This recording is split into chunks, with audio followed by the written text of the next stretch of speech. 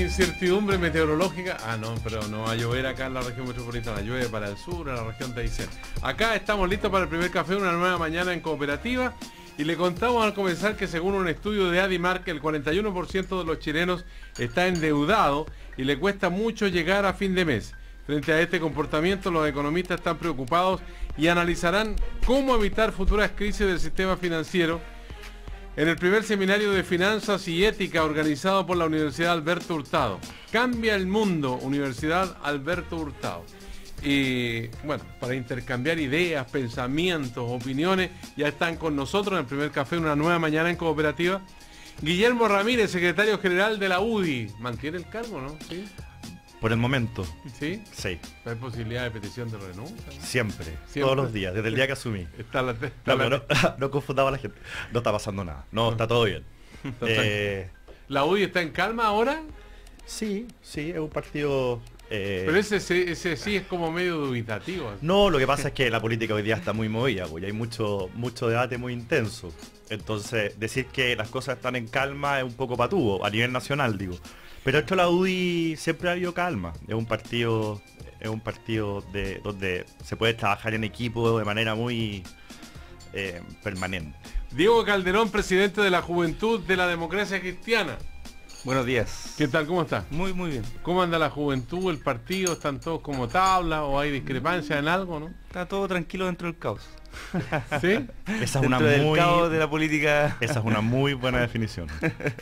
Sebastián de Polo, coordinador nacional de Revolución Democrática, que salieron triunfantes con su nombre, ¿eh? Pues le asustaba al CERVEL al principio, tenía prevenciones. Esto de la revolución como que los inquietaba mucho. Sí, hola, buenos días Sergio, un gusto estar contigo. Ya estamos, ayer publicamos en el Diario Oficial el extracto de Constitución, así que desde el sábado partimos la recolección de firmas en todo Chile para formar el nuevo partido político de Revolución Democrática. Así que estamos contentos porque ya dejamos atrás este impas y con mucho trabajo por delante. Hay que tocar todas las puertas en todo Chile para que la gente milite con nosotros. Ahora, Revolución Democrática, ubicado así en el espectro político, con esa vieja nomenclatura de derecha, izquierda y centro, ¿dónde está? En la izquierda democrática. ¿Sí? Ahí está. ¿Eso de izquierda democrática quiere decir que hay una izquierda que es no democrática o no? Siempre ha habido una derecha y una izquierda que no es democrática, digamos, ¿no? En todos los países. ¿Cuál sería la izquierda no democrática? Ah, no sé, eso depende de las definiciones de cada uno. Uno se autodefine políticamente, nosotros nos definimos como una izquierda democrática, transformadora, moderna o contemporánea. Y lo que buscamos es hacer cambios profundos, y esto es lo que al CERVEL tanto le molestaba, ¿no? Así como... O sea, la interpretación, no al CERVEL, justo con esto, no es al CERVEL el que le molestaba, es la interpretación que ellos hicieron de una ley de 1987 que todavía no rige, pero que es muy añeja en sus principios, y que tiene como miedo a la organización política, miedo a que a los ciudadanos se organicen y generen proyectos de cambio. Entonces, nuestro proyecto político es un proyecto de izquierda, democrática, transformador, y lo que busca es generar consensos amplios de las cosas que hay que cambiar en el país. Así que ese es nuestro proyecto, por eso nuestro domicilio es la izquierda democrática. Ahora, cuando ustedes hablan de participación, de ciudadanía, la pregunta que surge, ¿cómo estará mirando el ciudadano común y corriente, ese que toma micro, que anda en bicicleta, que va en el metro, que vive en regiones? Todo este proceso para el fiscal nacional, hay una propuesta de la Corte Suprema, donde se puso a disposición de la Presidenta de la República una quina, la Presidenta eligió un nombre, se lo propone al Senado de la República, y esta tarde va a ser la votación, en la mañana el fiscal va a hacer la exposición, y se mantiene un gran signo de interrogación, los políticos hablan, conversan. Bueno, pero ¿cuál es la mirada ciudadana que ustedes suponen que se está produciendo en este momento? ¿Quién quiere abrir los fuegos? A ver, yo no sé cuál es la mirada ciudadana en el sentido de que hoy día estamos en un ambiente de tanta desconfianza que en general yo creo que nada hoy escapa en la política a una mirada aguda y crítica de las personas. Y el sistema que la Constitución establece para elegir un fiscal, por suerte es un buen sistema que lo que permite es confiar en que en la nominación de una persona participan muchos poderes del Estado. Porque hay países donde, por ejemplo, a los fiscales o a los jueces los eligen los mismos jueces. Entonces terminan siendo un grupito de amigos, hay un nepotismo. En Chile no es así, los jueces acá lo que hacen es presentar una quina. Hay otros países donde los jueces los nombra el presidente, entonces uno dice, bueno, acá pueden ser nombrados con intencionalidad política. Acá el presidente solamente elige a un hombre de esa quina que confeccionó la Corte Suprema. Con lo cual, y luego 2/3 del Parlamento, que es un quórum muy alto, perdón, del Senado, que es un quórum muy alto para evitar que finalmente se elijan solamente con una lógica política o de conveniencia partidaria, sino que sea producto de un consenso amplio. Yo creo que parte de la incertidumbre que existe hoy día respecto a si la propuesta de la presidenta Jorge Abbott va a ser o no finalmente ratificado por el Senado hoy día, es porque todavía Jorge Abbott no ha expuesto en el Senado. Hoy día, entre las 10 de la mañana y las 12 del día, Jorge Abbott va a exponer a la Comisión de Constitución del Senado y yo creo que ahí los senadores van a tener la oportunidad de hacerse una idea de cuáles van a ser las prioridades y cuál es, como por decirlo de alguna manera, el programa de gobierno de Jorge Abbott. Y yo sé, y Jorge Abbott también, y los senadores también saben cuáles van a ser las preguntas que se le van a hacer. En el fondo, cómo va a enfrentar el alza de algunos delitos de mayor connotación social. La UDI se ha quejado permanentemente de que la Fiscalía no había igualdad de trato en las investigaciones judiciales que involucran a políticos. Obviamente le van a preguntar por ese tema. Y al final lo que diga o no diga Jorge Abbott de 10 a 12 de la mañana hoy día en el Senado va a marcar finalmente su destino. Yo creo que él, dependiendo de lo que haga en esa reunión que es pública, que es abierta, que va a ser transmitida por la televisión, al final si las respuestas son satisfactorias, él va a terminar siendo hoy en la tarde el fiscal nacional y obviamente que si no, no lo va a hacer. Y eso es bueno porque al final el fiscal nacional tiene que elegirse de acuerdo a su mérito y yo creo que acá esta es una muestra de que las instituciones están funcionando bien. Lo que nos dice Guillermo Ramírez entonces que depende de lo que diga y lo que responda, ahí será la decisión, que no hay una disposición preconcebida de los senadores para elegir. ¿Qué opina? No, yo estoy de acuerdo en el sentido de que es importante que en nuestro sistema, al menos Diego Calderón, como hoy día regulamos el Ministerio Público, tengamos a un fiscal nacional que elegido por los tres poderes del Estado y por lo tanto garantiza cierto grado de independencia en el ejercicio de su función. Ahora bien, creo que uno tiene que esperar que él haga su presentación ante el Senado para saber cuál es su propuesta, cuál es la idea de modernizar el Ministerio Público, de cómo va a tratar a ciertos delitos más complejos, como dice Guillermo, que tienen mayor relevancia y connotación social. Pero creo que ya hay elementos que están dentro de la mesa, arriba de la mesa, que son evidentes, que es el hecho de que Jorge Abbott es continuidad es muy claramente la continuidad del fiscal Chaguán, en el sentido de que ha trabajado con él en los últimos años en la Fiscalía y tiene una experiencia para llevar adelante los desafíos que tiene la Fiscalía por los próximos 8 años. Ahora, eso creo que es lo que llevó a la presidenta Bachelet a nominarlo. Y en ese sentido yo creo que lo que va a hacer el Senado lo va a probable respaldar el nombramiento de la presidenta Bachelet. Ahora, ¿qué nos dice Sebastián de Polo?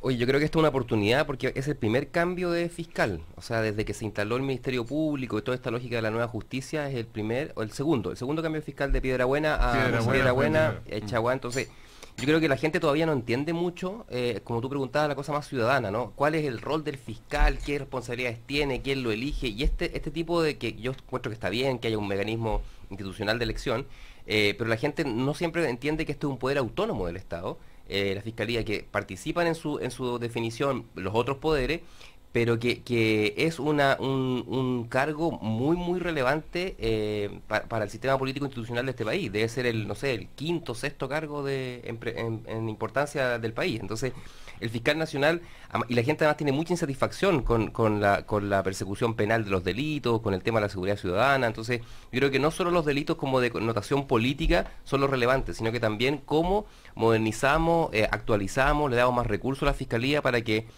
persiga el delito común, que es el que afecta a la ciudadanía. O sea, yo creo que todos sabemos de algún conocido o familiar de que su caso fue archivado en la Fiscalía por falta de méritos, porque no había antecedentes. Entonces, yo creo que las preguntas que habría que hacer no son solamente respecto a los casos de connotación más política o pública o más complejos, sino que también a cómo darle más certeza a la ciudadanía respecto a la aplicación de la justicia en los casos menores, que son los que hoy día preocupan mucho a la gente. Entonces yo creo que la ciudadanía es una oportunidad para instruirse cómo funciona el sistema. Ojalá vean la explicación que dé el fiscal y al final del día tengamos un fiscal nacional y no empecemos esta como seguidilla, lo que pasó un poco con el Contralor, ¿no? Que todavía hay mucha discusión que uno sabe que finalmente termina siendo como pelea de políticos y no necesariamente, no hay sustantivo, no hay un tema sustantivo atrás. Entonces, yo creo que es una oportunidad para que la gente se informe respecto a la Fiscalía y ojalá al final del día tengamos nuevo fiscal nacional. Bueno, aquí hay varios elementos, por ejemplo, lo que dijo Milton Juica con respecto a la elección de fiscal nacional, no es un cargo técnico, es político, ¿para qué andamos con cosas? Pero al mismo tiempo, Sebastián hacía referencia a que la gente no sabe mucho, y ahí es una falla, yo diría, en el sistema educativo, porque si uno se encuentra con alumnos de primer año en la universidad y no saben cuáles son las funciones específicas, por ejemplo, de los poderes del Estado, tampoco saben cómo opera la justicia, el cambio que se hizo, digamos, donde hay un fiscal, ¿no es cierto?, que acusa, un defensor que garantiza, digamos, que quienes están implicados en un hecho tengan defensa, y finalmente hay un juez que determina la responsabilidad o no responsabilidad. Pero al mismo tiempo tenemos un fenómeno que está latente, el de la delincuencia y distintos delitos que se cometen y que son de gran impacto público, especialmente por la construcción mediática. Pero por otra parte tenemos fiscales que tienen muchas causas en sus manos, ¿no?, y que acusan falta de recursos. Y tenemos como otro elemento también importante decir que las policías no hacen su pega como le indican los fiscales, o los fiscales no tienen la expertise como para indicar a las policías cuál es el camino a seguir. O sea, tenemos aquí una situación que es tremendamente compleja, y que la ciudadanía recibe el efecto que se siente muchas veces desprovista de protección de parte del Estado en general, ¿o no? Bueno, obviamente que Guillermo Ramírez. eso es justamente parte de lo que se le va a preguntar hoy día a Jorge Aut como candidato a fiscal nacional. Tenemos todos estos problemas, ¿ok? ¿Qué crees tú que hay que hacer para solucionarlo? ¿Cuáles van a ser tus medidas para empezar a paliar en el fondo estos defectos que tiene el sistema? Al final el fiscal nacional no se dedica solamente a administrar en el fondo al Ministerio Público, digamos, sino que el fiscal nacional es un gerente, no es solamente un gerente, es una posición de liderazgo, es una persona que va a tener influencia, es alguien que frente a cualquier tipo de reforma en el Poder Judicial, en el Ministerio Público, en las policías, en lo que sea, lo van a llamar al Parlamento y le van a pedir que dé su opinión, y él va a tener la opción de evacuar informes y hacer propuestas. Entonces, al final, la figura del fiscal nacional, obviamente que es muy relevante para empezar a solucionar los defectos del sistema. Yo creo que el sistema hoy día como está, el sistema de persecución penal que hoy día tenemos es infinitamente mejor de lo que había en el pasado. Fue un paso gigantesco hacia adelante, pero como toda gran reforma, que esto se hizo hace ya más de 10 años atrás, obviamente que hay que ir ajustándolo en el tiempo, y uno se demora décadas en terminar perfeccionando el sistema, en ir tapando hoyitos, y bueno, cuánto nos demoremos y que también lo hagamos va a depender en gran parte de quién sea el fiscal nacional. Ya, hay una opinión acá de Karol Bukasovich Montt. Dice, algunos de los senadores que están siendo investigados le harán preguntas al posible futuro fiscal nacional. ¿Deberían participar los senadores que están investigados o que aparecen cuestionados en esta votación en que se requieren por lo demás 25 votos para ratificar, digamos, la postura presidencial que hizo la propuesta al Senado? ¿Qué opina Diego Calderón? Mira, yo creo que de partida hay que informar de que, como se ha señalado por la Comisión de Ética del Senado, no pueden inhabilitarse. En caso de estas atribuciones que son exclusivas de los senadores, no tienen la posibilidad de inhabilitarse, más allá de que algunos han señalado de que van a abstenerse porque tienen conflicto ético al estar siendo investigados por la misma fiscalía que ellos van a elegir a quien la va a liderar. O Carlos Montes, por ejemplo, que él dice que no se va a abstener de votar, claro, porque tiene un hijo que es fiscal, entonces es. Aparece comprometido, digamos, por una relación de Así tipo familiar, digamos. Yo creo que eso es más comprensible, es una decisión que tiene que tomar cada senador, pero a mí me parece que lo más grave es cuando la investigación ya está siendo, cuando ya está formalizada, o sea, hay algo más serio, pero si hay una investigación no formalizada por parte de la Fiscalía, esto es que todavía no hay atribución de responsabilidad, ni siquiera se ha configurado o hay certeza por parte de la Fiscalía que haya algún tipo de delito, creo que ahí es más discutible que tengan que abstenerse los senadores. Aquí se plantea un problema que tiene que ver, digamos, con el vínculo familiar. Concretamente, por ejemplo, el senador Pizarro no está siendo investigado, pero los hijos sí están en una situación compleja, digamos. En el caso del fiscal que fue propuesto, tiene también una relación de parentesco con la autoridad máxima del grupo Penta, ¿no?, que al mismo tiempo tiene una vinculación ese grupo Penta en la investigación con personeros políticos, algunos de ellos de la UDI y otros, digamos. Entonces, aquí hay como un paquete de virutía bien complejo, pero ¿no? seamos bien precisos, porque yo cuando vi eso me llamó la atención y investigué, quizás mi investigación es errónea, pero vi ahí en la prensa buscando en Google que lo que tienen en común el candidato a fiscal y Delano es el tatarabuelo. O sea, serían primos de quinto grado. Claro. Entonces yo no conozco a ningún primo mío de quinto grado y no me sentiría en cierta forma... A lo mejor eres poco sociable. Pues. Puede ser, pero no tengo idea, en el fondo no sé dónde están, no es que no haya tenido la oportunidad de conocerlos porque me perdí una comida familiar, no tengo idea quiénes son. Entonces, al final uno dice, bueno, son familiares sobre los que uno no tiene en cierta forma ningún tipo de influencia, entonces yo no creo que sea un impedimento para que asuma. En el caso de los senadores que tú estás mencionando, perdón, un segundo, ya han habido varios que han anunciado que se van a inhabilitar. O sea, se van a abstener de votar. Exacto. Salvo el caso de Montes, que me parece algo que yo haría, al menos. En los otros casos yo creo que es bien discutible, porque al final los senadores tienen el deber de participar en este proceso, no es solamente un derecho, digamos. Y de ir y de ver y de preguntar y analizar programas y de ver el currículum y de preguntar con los otros fiscales pares para que les cuenten qué les parece este fiscal y cómo ha sido su trabajo. O sea, esta cuestión es un trabajo arduo, es serio, hay que participar de una conversación, de un debate, y yo creo que todos tienen que hacer su parte de la pega. Ahora, afortunadamente el ambiente que hay hoy día en el Senado es de que el fiscal nacional debiera ser electo con una amplísima mayoría. Se han propuesto votar a favor o en contra, pero en el fondo con una mirada más amplia. Entonces al final eso en cierta forma diluye el hecho de que estas personas se abstengan o no se abstengan de votar. En todo caso yo creo que no debieran abstenerse. En eso estoy con Diego. Ya, agrego un antecedente en el sentido de una afirmación de la Presidenta de la República que ha dicho con respecto a la propuesta de fiscal: espero que estén los votos de la nueva mayoría y parte de la oposición. Ahora, ese parte de la oposición, uno inmediatamente dirá, ¿estarán los votos de la UDI? ¿Estarán votos de Renovación Nacional? Porque en Renovación Nacional hay unos que tienen disposición, otros no. Pero en la UDI ha habido como hermetismo, Guillermo Rapidez, ¿no? Es que aquí lo que tiene que ocurrir es que la decisión se tome en su mérito, no de manera política o con negociaciones de pasillo. Y la UDI ha tomado la decisión de esperar a ver qué es lo que expone y qué es lo que propone para su mandato como fiscal nacional Jorge Abbott. Y él va a hacer eso hoy en la Comisión de Constitución del Senado de 10 a 12. Y no solamente van a estar ahí los miembros de la Comisión de Constitución del Senado, sino que muchos otros senadores se van a incorporar a esa sesión para oír a Jorge Abbott. Y eso es lo que la UDI va a hacer. Y va a tomar una decisión en su mérito. En todo caso, cuando la Presidenta dice espero que la nueva mayoría en su conjunto y la oposición o parte de la oposición apoyen el nombramiento, lo que ella está diciendo es, eso es todo lo que necesito para sacar adelante el nombre.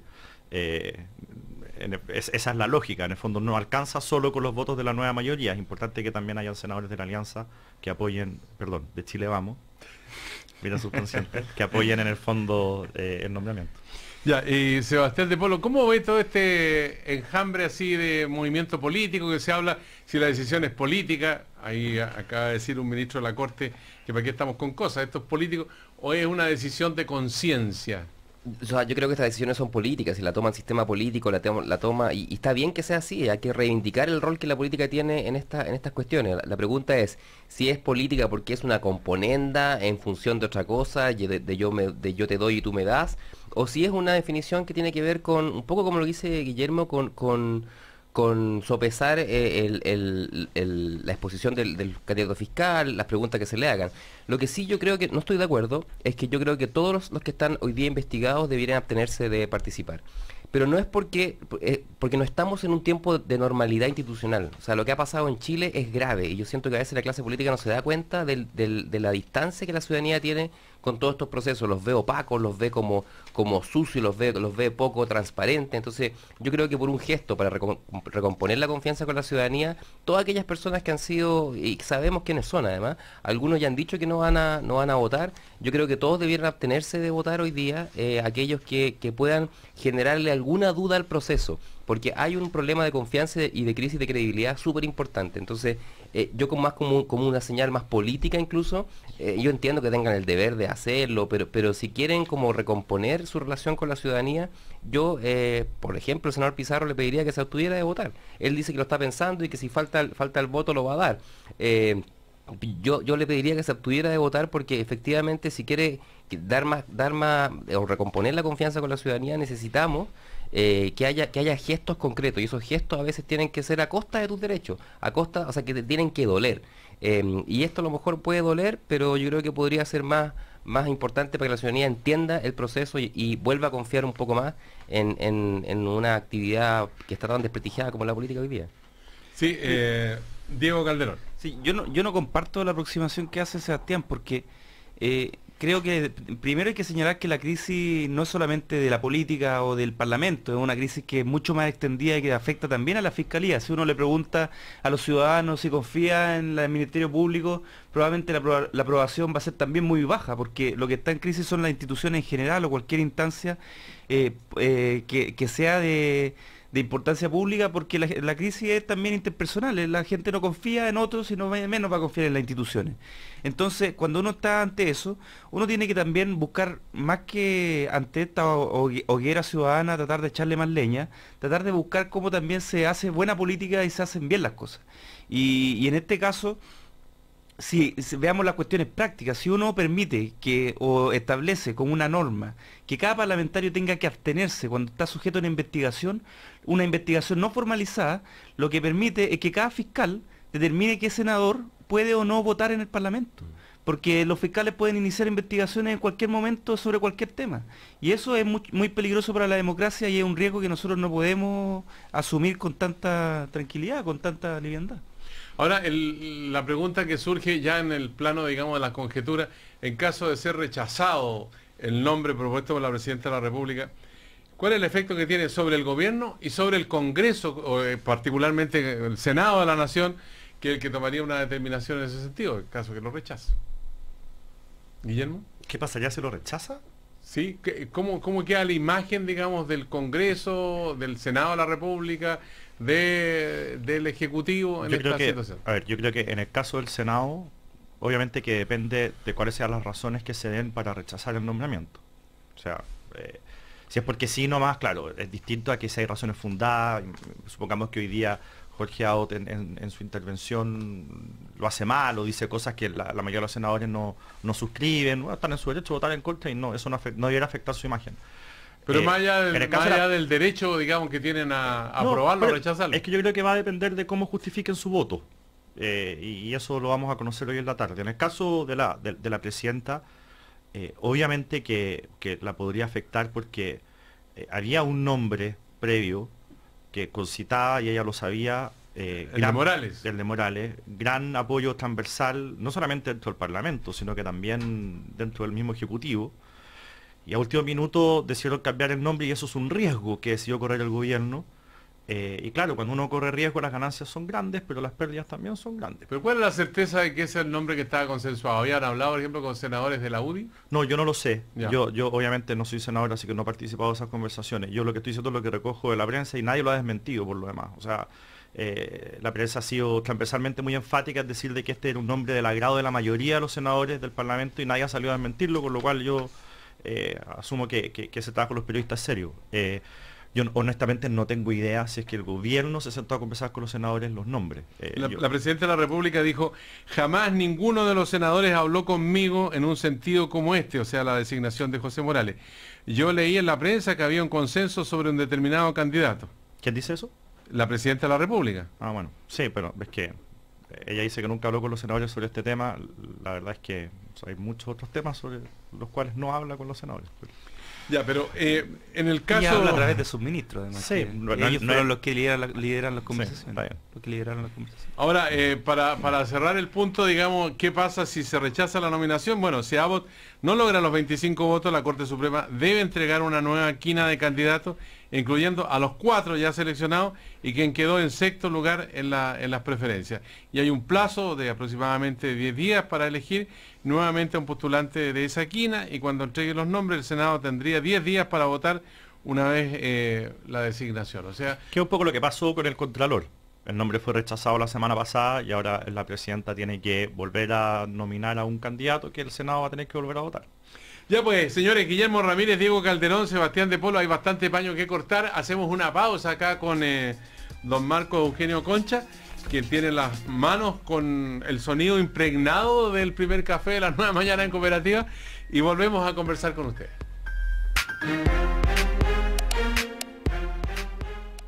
Hoy, disfruta y deja tu futuro en manos expertas. Compañía de Seguros Con Futuro. Seguros de vida, APB, rentas vitalicias. Con Futuro. Somos CCHC. El acceso en línea a la información mejora la gestión de los gobiernos y el desarrollo de los países. ¿Cómo preservar el valor ciudadano de Internet? Cambia el mundo. Universidad Alberto Hurtado.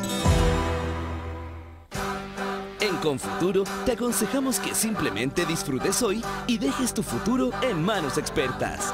Por eso, si quieres bailar, hazlo hoy. Abraza hoy.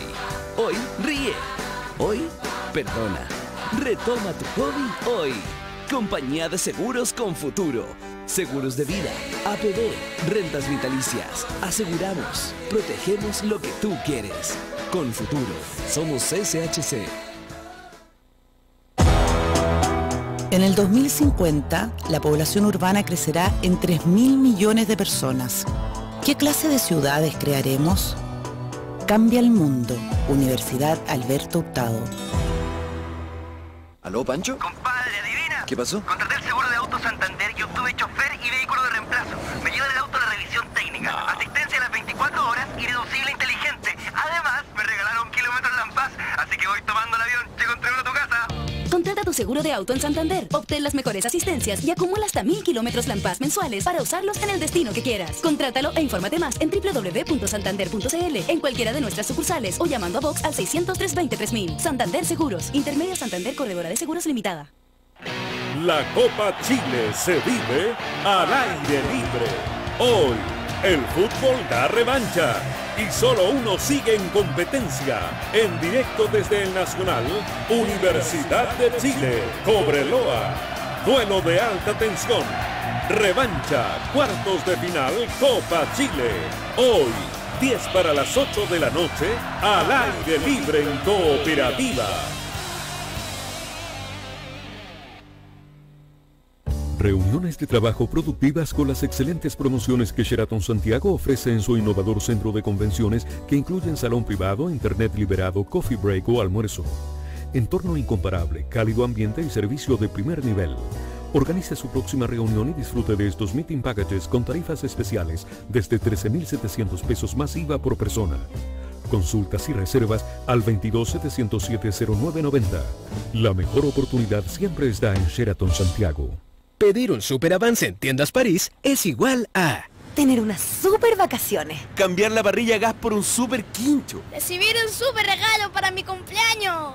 Si tienes un sueño o proyecto que cumplir, solo tienes que pedir tus super avances en COSUD en los espacios financieros de Tiendas París y listo. Además, si prefieres, puedes pedirlo llamando al 600-373-0000. Encuentra más información en tarjetasencosud.cl. Otorgamiento sujeto a políticas crediticias vigentes y a la verificación y confirmación de los antecedentes de cada cliente. Crédito otorgado por CAT, administradora de tarjetas S.A., filial de Scotiabank Chile. El Lugar de Cristo quiere seguir sumando sonrisas y te invita a las cenas Pan y Vino 2015. Valparaíso, 21 de octubre. Valparaíso Terminal de Pasajeros BTP. Rancagua, 22 de octubre. Club Ansco. Participa de este entretenido evento junto a importantes artistas nacionales. Más información en hogardecristo.cl. Auspician Walmart, Movistar, BBVA, Piña Santa Rita y Grupo LATAM Airlines. Invita Radio Cooperativa. Cuarta Conferencia Internacional Ciudad 2015. Regeneración Urbana. 11 grados. 11 grados en Santiago. Hola, soy Lucía, soy bioquímica y yo construyo nuevas fronteras del conocimiento. Mi nombre es Sergio, soy maestro enfierrador y yo construyo obras que me llenan de orgullo. Soy Claudia, jefe de obra, y construyo un centro de salud para nuestra ciudad. Porque construir Chile es obra de todos. Los constructores estamos trabajando por el desarrollo de un país mejor. Sigamos avanzando juntos. Cámara Chilena de la Construcción. Obra de constructores. Obra de todos. Cooperativa. 9:29. 9:29. 29 minutos. Seguimos hablando de actualidad y compartiendo el primer café en una nueva mañana en Cooperativa.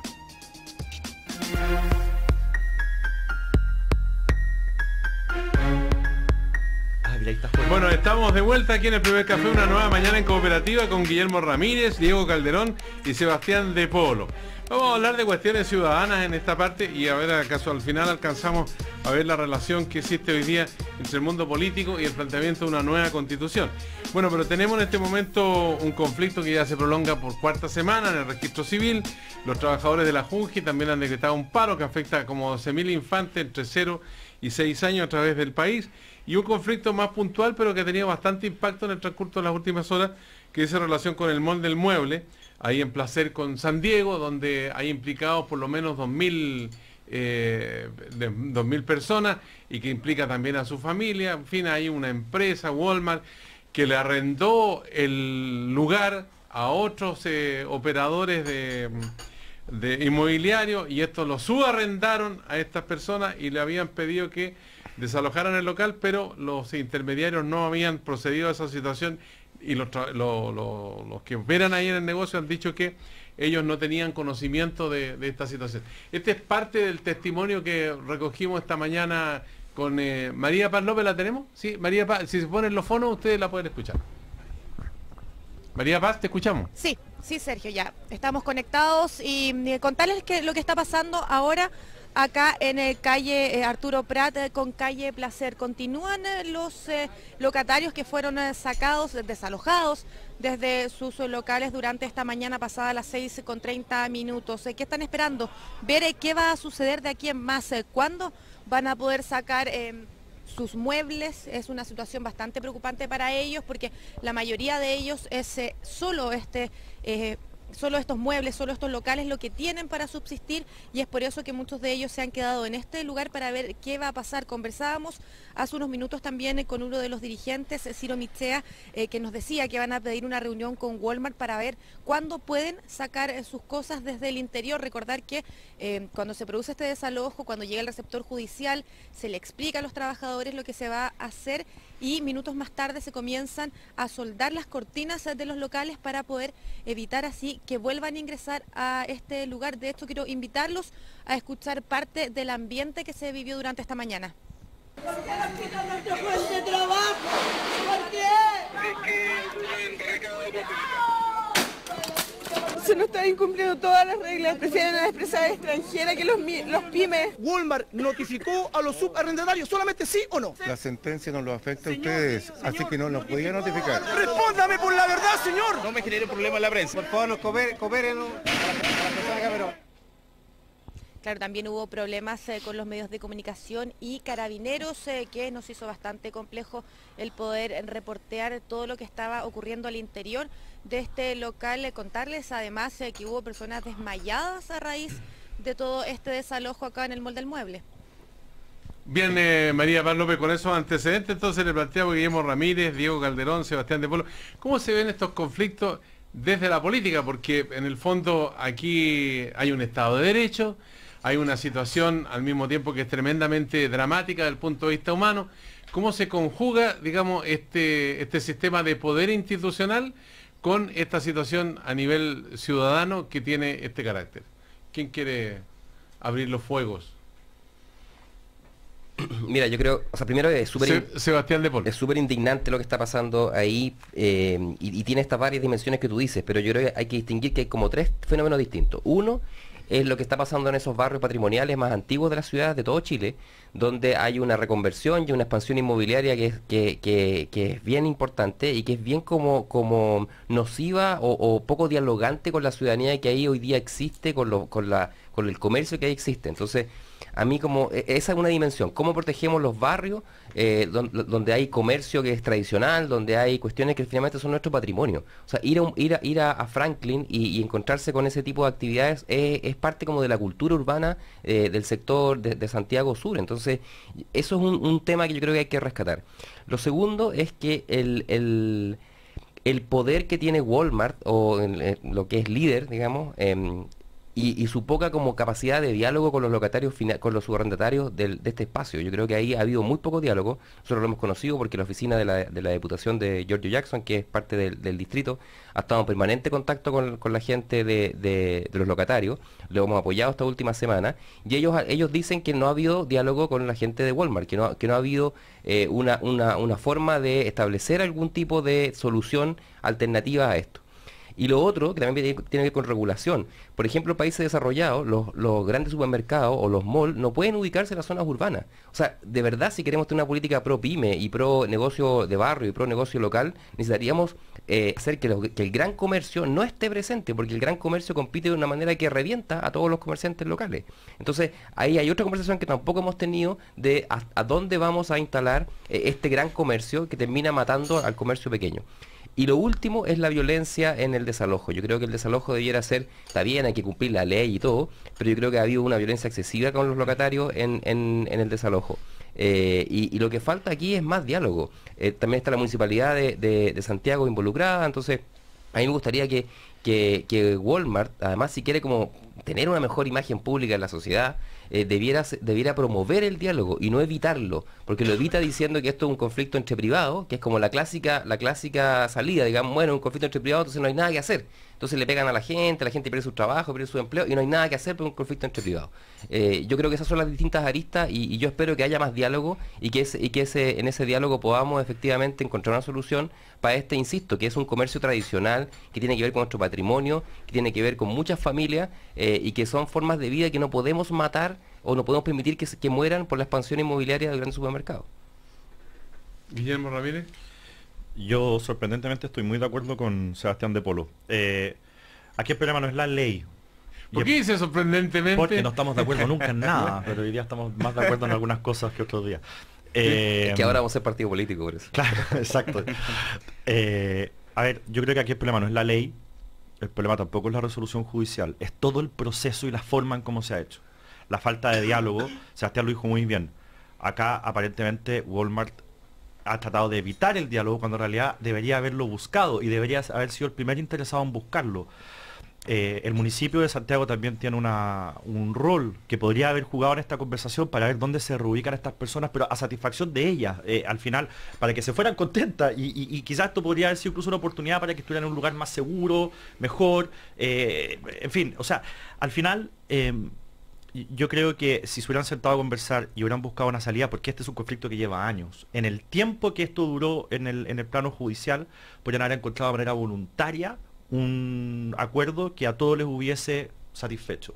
Porque al final es evidente que si alguien es dueño de un inmueble, tiene derecho a recuperarlo si es que quiere recuperarlo, pero aquí hay locatarios que esta es su fuente de trabajo. El tema de los muebles en el barrio Franklin es un tema a estas alturas cultural, típico chileno, es algo de nuestra identidad. Y esas cosas se tienen que proteger. Y al final esas cosas se hacen con buena voluntad, con buena fe, con un diálogo verdadero, con ganas de solucionar los problemas, con partes sentadas en la mesa que sean razonables, entendiendo de que hay bienes en ambas partes de la mesa que hay que proteger y esto podría haber sido solucionado de otra manera. O sea, esto fue hecho de la manera más torpe que uno se puede imaginar.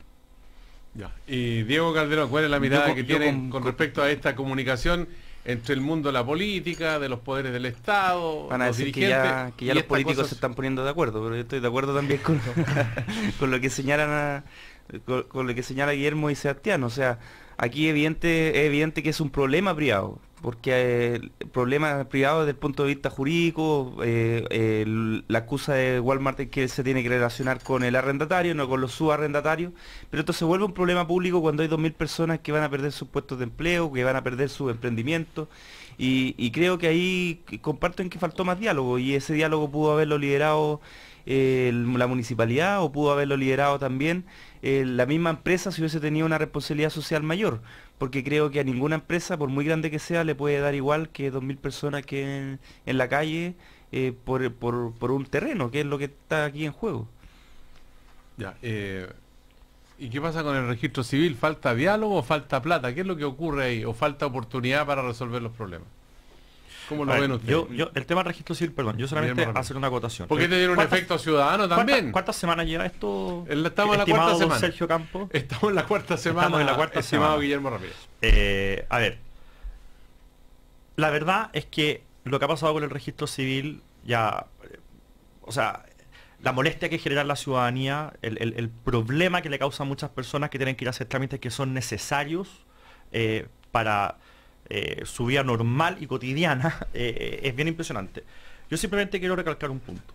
Aquí hace 2 semanas cuando hubo un paro de una de las líneas del Transantiago, y ahora que tenemos un paro en el registro civil, el gobierno lo que ha hecho es tomar funcionarios de otras carteras para ir y reemplazar a estos trabajadores en huelga.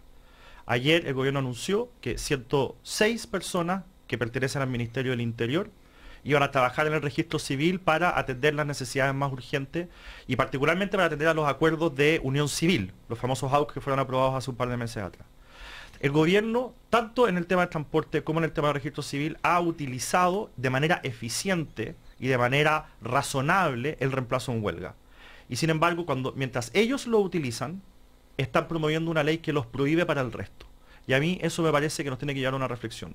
Porque al final, lo que esto está demostrando es que más allá de las reivindicaciones de los trabajadores, que no se van a ver debilitadas por el hecho de que se puedan reemplazar a algunos trabajadores para que el giro pueda seguir funcionando en términos mínimos, básicos. O sea, esto no va a lesionar las posibilidades de los trabajadores, pero al final la ciudadanía no se va afectada. La lógica del reemplazo en huelga es que terceros que no tienen que ver con el conflicto laboral no se vean perjudicados por un conflicto laboral. Y yo creo que lo que está pasando hoy día en el registro civil, lo que pasó hace 2 semanas en el Transantiago, que nadie se dio cuenta que hubo huelga, porque efectivamente hubo reemplazo en huelga y los trabajadores lograron un acuerdo satisfactorio para ellos, o sea, el reemplazo en huelga no los perjudicó, es algo que nos tiene que llevar a reflexionar cuando estemos discutiendo el proyecto de reforma laboral en el Parlamento. Bueno, aquí hay 2 elementos, la reforma laboral que sale a flote, ¿no es cierto?, el reemplazo en huelga, pero al mismo tiempo hay otro elemento que se los pongo a consideración.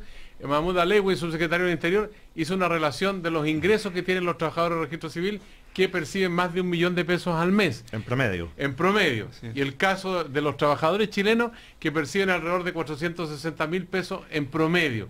O sea, hay una distancia de más de 500.000 pesos, según lo que dijo el subsecretario. Y aparte del reemplazo en huelga, ¿quién quiere hablar sobre esto?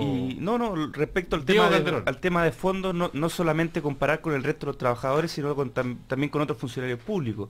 Es evidente que en los últimos años había un crecimiento muy importante de las remuneraciones del registro civil, que ha utilizado también esta posición de privilegio respecto a otros funcionarios públicos por estar en un servicio muy sensible, en donde puede detener las funciones y perjudicar a buena parte de la ciudadanía.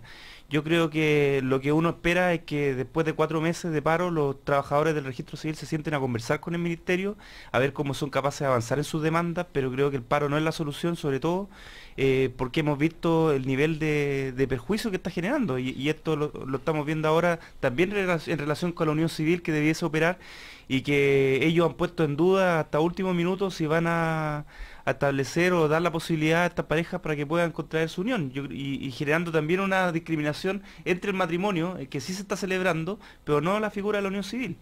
Y creo que las personas que quieren empezar a iniciar su familia a través de este mecanismo, o más que iniciar su familia, formalizar su familia, no van a tener la oportunidad que tienen otras parejas de sí formalizarse a través del matrimonio. Pero respecto a la huelga, yo ahí discrepo con Guillermo porque confunde 2 cosas. En primer lugar, que es muy distinta la regulación en cualquier parte del mundo de los funcionarios públicos del resto de los trabajadores del país. Estamos hablando de 2 cosas muy distintas.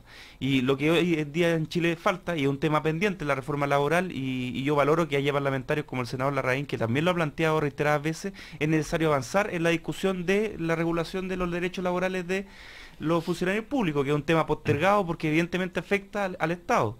Pero también hay que distinguir que dentro, reconociendo el derecho a huelga, también hay que reconocer que hay servicios mínimos donde hay situaciones de excepcionalidad. Y en el caso, los 2 casos que menciona, el caso de transporte, hay una excepción, y en el caso del registro civil, si uno regula el derecho a huelga de los funcionarios públicos, también va a ser una excepción. Entonces, entonces sí se pueden ir a huelga los del Banco del Estado. O sea, no se pueden ir a huelga los del Banco del Estado, pero sí los del... Perdón, sí puede haber reemplazo del Banco del Estado, pero no en nuestro banco privado. ¿De acuerdo a tu lógica de que las reglas del mundo público y privado tienen que ser distintas? No, porque tú sabes perfectamente que el Banco Estado se rige por normas del derecho privado. Ya, no, está bien, pero es un organismo público. Entonces, tú estás hablando de los organismos... Pero no es un servicio público, es un banco público. Tú estás hablando de los servicios públicos. yo estoy hablando de los servicios públicos. Que se definan como estratégicos. Yo creo que, mira, a ver, aquí... te agrego otro elemento con respecto al registro civil. Ahí hay una dependencia directa del Ministerio de Justicia, pero hay también un elemento que surge del Ministerio del Interior que dice relación con el principio de autoridad, que el conflicto es ilegal, y al mismo tiempo está Hacienda, que es la otra pata de la historia, que son los que manejan las lucas del país. Entonces los pongo a consideración. Sí, o sea, los funcionarios han dicho eso. Sebastián de Polo. Los funcionarios han dicho que ellos tomaron un acuerdo que en diciembre del 2014, me parece. Con un acuerdo dicen que es un acuerdo de palabra, pero con el Ministerio de Justicia, así lo escuché yo, pero que el Ministerio de Hacienda no refrendó ese acuerdo porque tiene obviamente que una implicancia en recursos monetarios. Pero yo creo que el fondo de esto son dos cosas. Porque se despiertan los apetitos de los demás. Claro, y esto tiene que ver además con, yo creo que el fondo son dos cosas. Uno, la ausencia de regulación de negociación colectiva en el sector público, como decías tú. O sea, necesitamos un nuevo estatuto administrativo. Las relaciones laborales en el sector público son muy antiguas, no tienen buena normativa. Hay una discriminación súper distinta entre los funcionarios de planta, los funcionarios de contrata, los funcionarios honorarios. O sea, es un mundo del trabajo que, si bien tiene buenos ingresos, o sea, tiene mejores ingresos que el resto de los chilenos, tiene hartas dificultades y es distinto. En todo el mundo es distinto, pero necesitamos modernizar, actualizar esa regulación de las relaciones laborales en el sector público. Eso yo creo que es un tema, y parte de estos conflictos se generan porque no hay derecho a huelga efectiva, no hay derecho a movilización, no hay derecho a negociación colectiva en el sector público. Ojo, se hace solo por el reajuste, y esto es una cuestión que ha sido de hecho que los gremios se movilizan, es de hecho. O sea, desde siempre ha sido ilegal, porque la gente también que te dice, bueno, esto es ilegal. No, toda movilización del sector público es ilegal, toda, porque falta esta regulación de las relaciones laborales en el mundo público. Y el segundo punto, yo creo que es bien relevante también, es que yo creo que la derecha aquí se aprovecha un poco de decir, bueno, entonces dennos reemplazo en huelga, o limitemos la huelga. Y yo creo que aquí el problema son los servicios mínimos. Hay servicios que cuando dice ya, ¿cuál es lo que afecta a terceros? O sea, si yo no puedo ir a comprar pan porque la panadería está en huelga, bueno, iré a otra panadería que no está en huelga. Esa es la idea, digamos, ¿no? Pero, perdón, no hay un aprovechamiento, esto es parte de la realidad. Ramírez. O sea, si usted no ordeña las vacas se pueden enfermar. Si usted no cosecha en las semanas en que hay que cosechar, usted puede perder la siembra y el trabajo de todo el año o de muchos años. Esa es una forma de verlo. Yo te invito a verlo de otra manera. Si es que un grupo de trabajadores que tienen un rol crítico dentro de una empresa, solo ellos, no todos los trabajadores, se van a huelga, la empresa puede quebrar y todos los demás trabajadores se pueden quedar sin pega. Entonces, al final, los otros trabajadores que no estaban en huelga. Entonces, al final el reemplazo en huelga no simplemente tiene esta mirada de que tienen que ser los servicios básicos, públicos y que se pueden reemplazar y el resto no. Acá hay un sinfín de actividades económicas, un sinfín de ejemplos de casos en que si no hay reemplazo en huelga, una empresa en tiempo récord puede quebrar, una cosecha se puede echar a perder, una vaca se puede morir y al final evidentemente que las huelgas no debiesen tener como efecto ese tipo de efectos. El efecto de las huelgas es poder presionar de una manera legítima, es una herramienta a los trabajadores para poder negociar de mejor manera con los empleadores, pero no para destruir una empresa o para dañar un campo o para que se muera una vaca. Entonces, y ejemplos como eso hay miles, y en la comisión del trabajo de la Cámara se han planteado miles de ejemplos y los parlamentarios no han sido capaces de dar respuesta de qué van a hacer en esos casos. Sí, pero aquí la realidad sobrepasa esto, porque, por ejemplo, aquí estamos hablando de una huelga ilegal. Bueno, lo que establece la regulación es que aquí no puede haber huelga, y sin embargo hay huelga igual, y va a pasar lo mismo en cualquier empresa, porque esto es una realidad social, y lo que uno puede pretender es tapar esto con un dedo, y no, aquí no va a haber huelga, y vamos a prohibir la huelga, pero en estricto rigor eso va a seguir pasando. Pero es legítima la huelga. Lo que uno trata de buscar, la huelga es legítima en los términos de que permita mejorar la posición negociadora de los trabajadores. Y en el mismo ejemplo de la lechería, uno no quiere que haya huelga en la lechería, uno quiere que los trabajadores negocien de forma lo más responsablemente posible con sus empleadores, que discutan sobre las condiciones de trabajo, que discutan sobre las remuneraciones. Ojalá que esto sea de forma responsable, que si yo voy a negociación colectiva, tengamos un acuerdo de 2-3 años en donde no discutamos sobre el resto de los temas, que permita darle cierta seguridad al empleador. Pero Diego, yo creo que cuando hay diálogo, cuando hay una estrategia responsable por parte de los empleadores para vincularse con sus trabajadores, no, la huelga nunca va a ocurrir, porque Perdón, la ley es justamente... algo que no desea. Pero Diego, si la ley justamente existe Guillermo Ramírez. para casos, pensando en que los seres humanos somos personas con fallas y con defectos y con vicios. Si todos fuéramos perfectos, irresponsables y dialogantes, no sería necesario tener leyes. Entonces tú me estás diciendo, no importa, porque en la lechería van a conversar con tiempo y van a llegar a un acuerdo porque van a ser todos responsables, pero si la ley está justamente para ponerse en el caso de que esas cosas no ocurran. Si los empresarios negociaran de buena fe y dialogaran de buena voluntad, por supuesto, tampoco estaríamos regulando la negociación colectiva. Y la relación con los vecinos y la relación con, o sea, con todo el mundo. Si al final la ley en general existe porque no somos perfectos.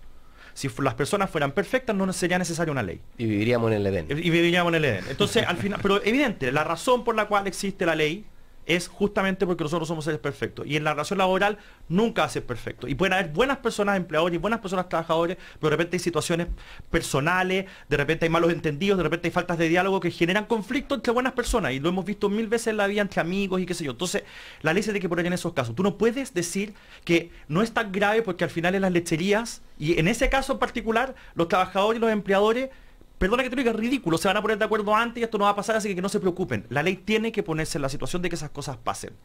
Y el reemplazo de huelga es razonable. Y en prácticamente todos los países de la OECD, salvo uno, no hay reemplazo en huelga. Entonces, yo lo que te estoy diciendo es, la huelga es legítima.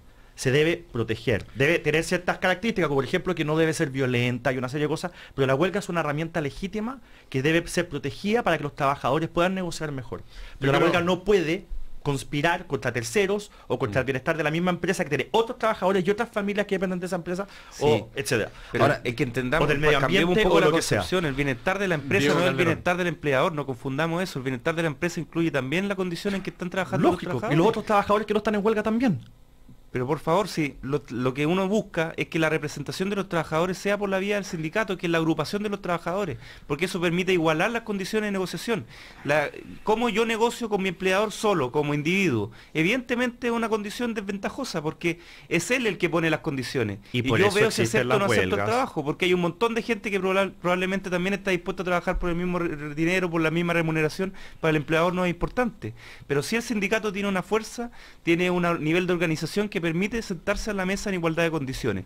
Y eso solo lo garantiza con la amenaza de la huelga, evidentemente, porque si la huelga está a medio camino entre esa negociación, el empleador está obligado a negociar, a ser sincero, a ser franco en la condición de la empresa, en qué situación está la empresa, cuáles son su nivel de utilidades, cuáles son los sueldos que realmente puede pagar.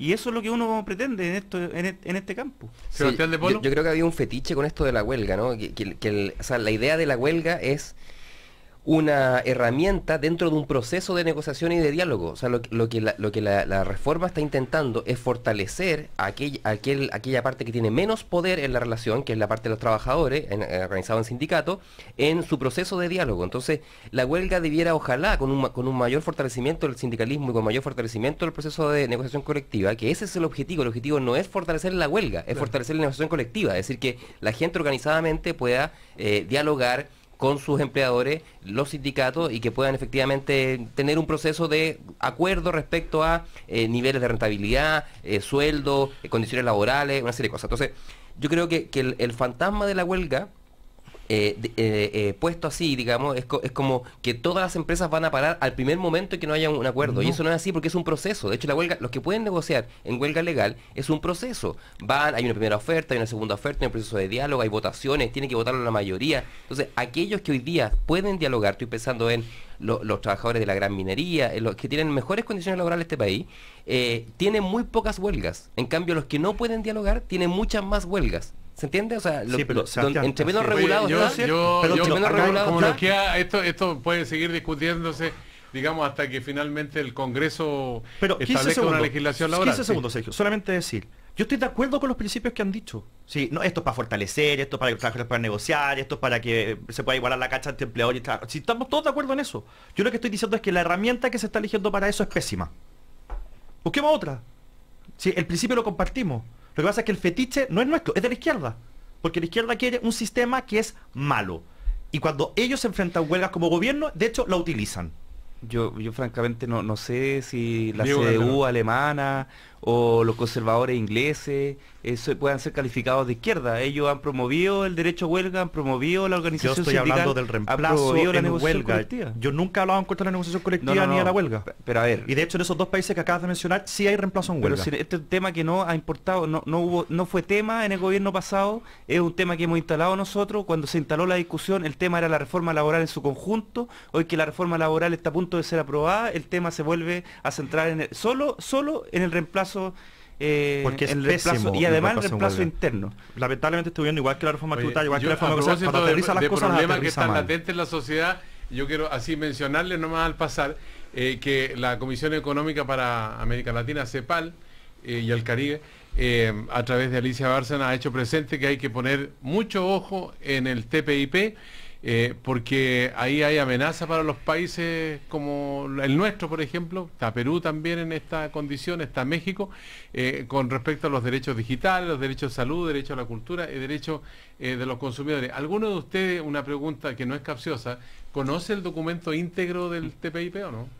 No. No se conoce, de hecho ha sido secreto. Ya, va a tener que conocerse y lo va a tener que ver el Parlamento, que finalmente le da el visto bueno. Exactamente. Pero como ya estamos sobre el final y nos quedan 4 minutos, yo quiero hacerle una pregunta a ustedes que tiene que ver con un sondeo de opinión pública. Quiero que ustedes sean aquí opinión pública. De acuerdo a lo que usted sabe, ha leído o escuchado, ¿usted diría que esta selección chilena es mejor que la de Bielsa que jugó en el Mundial de Sudáfrica? ¿Es igual o peor que esa selección? ¿Quién quiere opinar? Mejor. ¿Es mejor? Porque son casi los mismos jugadores, pero con mucho más experiencia. Ya. Y el mejor es club. En esa época Alexis estaba en el Udinese, Vidal estaba en el Leverkusen. Hoy día Alexis está en el Arsenal, ya pasó por el Barcelona, Vidal está en el Bayern Múnich, que es el mejor equipo del mundo. Claudio Bravo está en la Real Sociedad, hoy ya está en el Barcelona. Son los mismos jugadores, pero con más experiencia y jugando en mejor equipo, así que este es el mejor equipo. Ya, Sebastián de Polo. Yo creo que es la misma. ¿Sí? O sea, es la misma selección que se ha madurado un mismo equipo que ha reforzado sus competencias, que tiene más roce, que tiene más... pero yo creo que la filosofía de juego es la filosofía que impuso Bielsa. O sea, está la impronta de Bielsa en esta selección de San Paoli. ¿Y Diego Calderón? Hay una mejora en la continuidad. Son los mismos, pero han mejorado en resultados, porque ya tienen un título, pero además en sus propias capacidades individuales. Bueno, les digo que ustedes coinciden, yo no sé si les mandaron la encuesta a ustedes, no se la mandaron. De acuerdo con la encuesta que hizo Cooperativa, es mejor el 83,9%, es igual 13,6%, es peor 0,5%, no sabe, no responde 1,9%, la encuesta está en cooperativa.cl disponible, que hay otras preguntas. De Polo representa el 13%, yo al 83%, muy bien.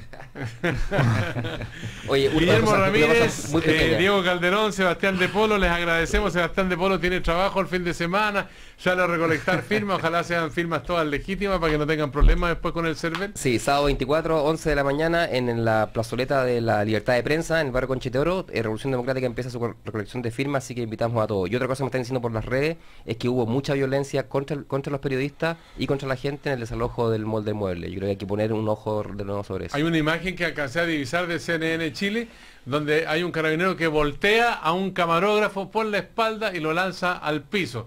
Tendrá que ver cómo ocurrieron los hechos, cuál es el contexto de esa situación, pero que aparece en términos de imágenes como una situación bastante violenta. Señores, que tengan una buena jornada de miércoles y sigan con atención la información del diario de Cooperativa con respecto a la decisión del fiscal nacional que está radicada en el Senado de la Nación. Hasta pronto, gracias.